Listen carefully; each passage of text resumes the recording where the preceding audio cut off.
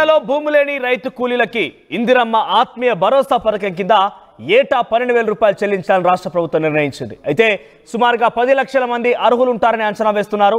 ఉపాధి హామీ పథకం ద్వారా అర్హుల గుర్తింపు ఉండబోతోంది. ఉపాధి హామీ జాబ్ కార్డ్, బ్యాంక్ అకౌంట్ ఉండాలని పక్కాగా రాష్ట్ర ప్రభుత్వం చెప్తోంది. బ్యాంక్ అకౌంట్కు ఆధార్ కార్డు లింక్ అయి ఉండాలి. ఇక 2023-24 ఆర్థిక సంవత్సరంలో కనీసం 20 రోజులు ఉపాధి హామీ పథకంలో పనిచేసి ఉండాలి. ధరణి పోర్టల్తో పాటుగా తమ పేరుపై భూమి లేని వారి అంటే కనీసం 1 సెంట్ భూమి కూడా ఉండకూడదు.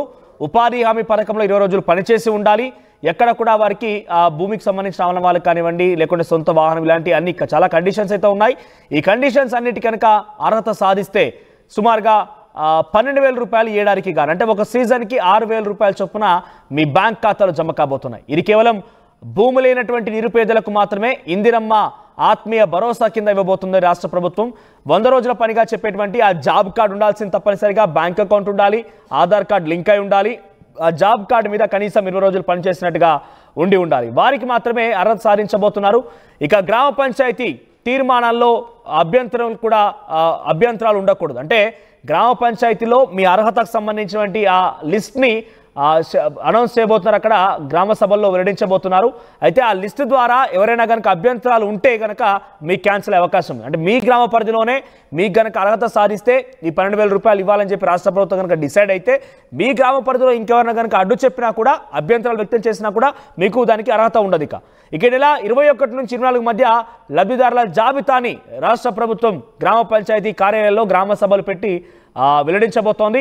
ఇప్పటివరకు సుమారుగా 4,99,495 మంది అర్హులుగా గుర్తించినట్టుగా రాష్ట్ర ప్రభుత్వం వెల్లడిస్తోంది. మరిన్ని అప్డేట్స్ మధు అందిస్తారు. మధు, ఇందిరమ్మ ఆత్మీయ భరోసా పథకం అసలు భూమి లేనటువంటి నిరుపేదలకి మొదటిసారిగా ఒక రాష్ట్ర ప్రభుత్వం వాళ్ళకి సంబంధించి కొంత ఆర్థిక సాయం చేసి ఆలోచన చేస్తోంది. ఇందులో భాగంగా ఏడాదికి 12,000 రూపాయలు ఇవ్వబోతోంది. కండిషన్స్ ఎలా ఉండబోతున్నాయి, ఎలా గుర్తిస్తారు, ముఖ్యంగా దీనికి సంబంధించి అర్హతలు ఏంటి? ఎగ్జాక్ట్లీ కొన్ని నియమ నిబంధనలు ప్రభుత్వం ఏర్పరిచింది, కొన్ని మార్గదర్శకాలు జారీ చేసింది. భూమి లేనటువంటి ఏదైతే రైతు కుటుంబాలు ఉన్నాయో ఆ కూలీల కుటుంబాలకు సంబంధించినటువంటి సంవత్సరానికి 12,000, అంటే 2 విడతలుగా ఇవ్వాలని, ఒక విడత 6,000, మరొక విడత 6,000 డీబీటీ పద్ధతిలో, డైరెక్ట్ బ్యాంకు ట్రాన్స్ఫర్ పద్ధతిలో, ఎక్కడ అవినీతికి ఆస్కారం లేకుండా డైరెక్ట్ బెనిఫిషియరీ వారి అకౌంట్ లోకి ట్రాన్స్ఫర్ చేయడానికి ప్రభుత్వం సిద్ధమవుతా ఉంది. కాకపోతే వారిని గుర్తించడం ఎలా అనేటువంటిది కొన్ని మార్గదర్శకాలు ఇస్తా ఉన్నాయి. 2023-24 సంవత్సరంలో ఎవరైతే ఉపాధి హామీ కింద కూలీ చేస్తున్నారో 20 రోజులు ఆ సంవత్సరంలో, అంటే లాస్ట్ ఇయర్ ప్రభుత్వంలో అధికారంలోకి రాకముందే, కాంగ్రెస్ అధికారంలోకి రాకముందే ఎప్పుడైతే ఆ కార్డులో నమోదు చేసుకున్నటువంటి వారి వివరాలతో జాబితా రూపొందిస్తా ఉంది. మొత్తానికి నోడల్ ఆఫీసర్ గా జిల్లా గ్రామీణ సంబంధించినటువంటి ఒక ఆఫీసర్ని దీన్ని పరిగణలోకి తీసుకుంటారు. కలెక్టర్ సంబంధించినటువంటి పర్యవేక్షణలో ఈ నెల 26 నుంచి ప్రతిష్టాత్మకంగా ప్రభుత్వం అమలు చేయనున్నటువంటి ఇందిరమ్మ ఆత్మీయ భరోసా పథకం అమలు కానుంది. ఇప్పటికే పలు సందర్భాల్లో ముఖ్యమంత్రి చెప్పారు, కొత్త సంవత్సరం రాజ్యాంగం ఏర్పడి 75 సంవత్సరాలు పూర్తయినటువంటి నేపథ్యంలో జనవరి 26 నుంచి స్కీమ్ ను అమలు చేయబోతా ఉన్నాం అనేటువంటి స్టేట్మెంట్ చేశారు. దానికి సంబంధించినటువంటి భూమి లేని కూలీల కుటుంబాలకు మాత్రమే వర్తిస్తుందంటూ స్టేట్మెంట్ చేశారు. ఎన్నికల సమయంలో హామీ ఇచ్చాము, అది నిలబెట్టుకోబోతున్నాం అంటున్నారు.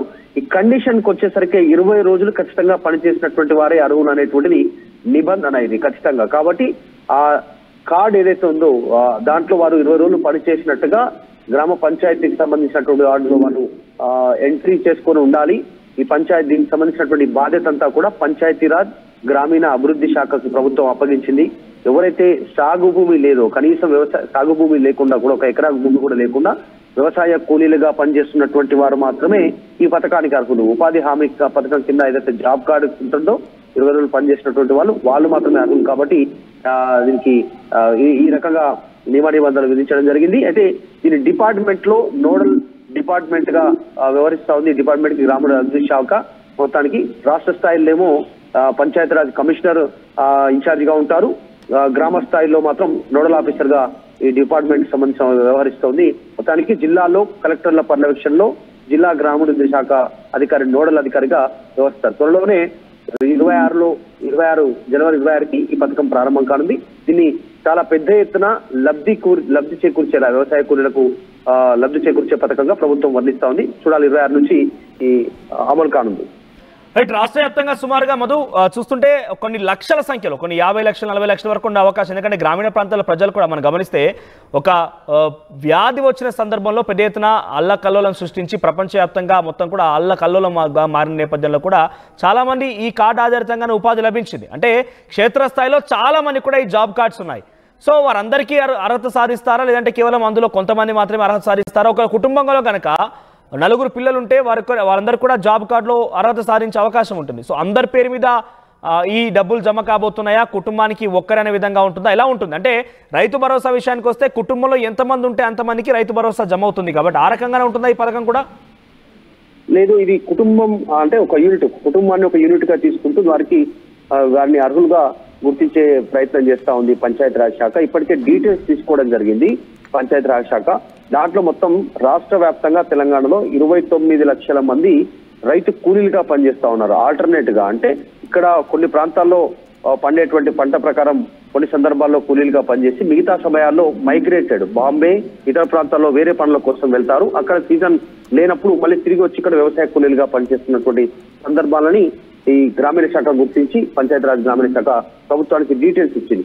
ఇప్పటి వరకు ప్రభుత్వం గమనించిన దాంట్లో కేవలం 10 లక్షల మంది ఈ అర్హులు ఉన్నట్టుగా తెలుస్తా ఉంది. ఈ ఇందిరమ్మ ఆత్మీయ భరోసా పథకానికి ప్రభుత్వం విధించినటువంటి నిబంధనల ప్రకారం అంటే 2023-24 సంవత్సరానికి వచ్చేసరికి 20 రోజులు ఈ ఉపాధి హామీ కూలీలుగా పనిచేసినటువంటి వారి లెక్క అది. అంటే 10 లక్షల మందికి దాదాపు ప్రభుత్వానికి 1200 కోట్ల నిధులు అవసరమవుతాయి. 10 లక్షల మందికి 2 దఫాలుగా 6,000 అంటే 12,000 ఇవ్వడానికి ప్రభుత్వం దగ్గర ఉన్నటువంటి లెక్కల ప్రకారం కేవలం 10 లక్షల మందే అర్హులుగా ఉండేటువంటి అవకాశం ఉంది. దీంట్లో కూడా ఇంకేమైనా నిబంధనలు ఇంకా కఠినతరంగా ఉంటే సంఖ్య తగ్గే అవకాశం ఉండొచ్చు.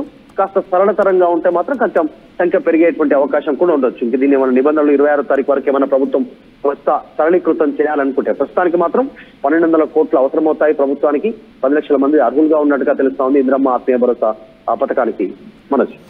రైట్ మధు, సో మొత్తం మీద ఇందిరమ్మ ఆత్మీయ భరోసా పేరిట భూమి లేనటువంటి నిరుపేద కూలీలకి, అంటే ముఖ్యంగా కూలీగా చెప్పాల్సిన అవసరం ఎందుకు వచ్చిందంటే జాబ్ కార్డు ఉన్న వారికి మాత్రమే 100 రోజుల పనిలో జాబ్ కార్డు ఉన్న వారికి మాత్రమే అర్హత సాధించబోతున్నారు. కుటుంబం మొత్తాన్ని ఒక యూనిట్గా తీసుకోబోతున్నారు. ఒక జాబ్ కార్డు కింద ఎంతమంది ఉన్నా కూడా ఇదే 12,000 రూపాయలు వారి ఖాతాలోకి 6,000 రూపాయల చొప్పున జమ కాబోతున్నాయి సీజన్కి గాను. అయితే ఈ పథకాన్ని 21-24 తేదీల్లో ఒక ఫీల్డ్ సర్వే ఏర్పాటు చేసి దానిలో అర్హత సాధించిన వారి లిస్ట్ అనౌన్స్ చేస్తారు. అక్కడ గ్రామీణ ప్రాంతాల్లో గ్రామ పంచాయతీ కార్యాలయం వద్ద గ్రామ సభలు ఏర్పాటు చేసి ఈ లిస్ట్ అనౌన్స్ చేస్తారు. ఆ లిస్ట్ ఆధారితంగా అభ్యంతరాలు కనుక మీ గ్రామం నుంచి ఎవరైనా వ్యక్తపరిస్తే వెంటనే దాన్ని అర్హత కోల్పే అవకాశం ఉంటుంది. అర్హులు కావాలంటే తప్పనిసరిగా జాబ్ కార్డు ఉండాల్సిందే, Aadhaar card, bank account link ఉండాల్సిందే. అట్ ది సేమ్ టైం కనీసం 2023-24 ఆర్థిక సంవత్సరంలో 20 రోజులు అయినా కూడా మనం కనీసం అక్కడ పనిచేసి ఉండాల్సిందే. ఇవన్నీ అర్హతలుగా ఉంటేనే మీకు ఇందిరమ్మ ఆత్మీయ భరోసా ప్రకారంగా భూమి లేనటువంటి ఆ రైతు కూలీలకి ఈ 12,000 రూపాయలు ఏడాదికి జమ కాబోతున్నాయి. దీనికి సంబంధించి పూర్తి స్థాయిలో 21 నుంచి కూడా అర్హత సాధించేటువంటి లిస్ట్ని గ్రామ పంచాయతీ కార్యాలయాల్లో ప్రొడ్యూస్ చేయబోతున్నారు. చూద్దాం ఎలా ఉంటుందో. సో ఈ విషయం పైన మీకేమనిపిస్తోంది? నిజంగానే రాష్ట్ర ప్రభుత్వం కండిషన్స్ పెట్టి ఎలా తప్పించుకుందామని ప్రయత్నం చేస్తోందా, లేదంటే నిజంగానే ఈ పథకం ద్వారా మాకు లబ్ధి జరుగుతుంది, ఇలాంటిది మాకు చాలా ముఖ్యమని చెప్తున్నారా? మీ అభిప్రాయాన్ని కామెంట్ రూపంలో తెలియజేసే ప్రయత్నం చేయండి.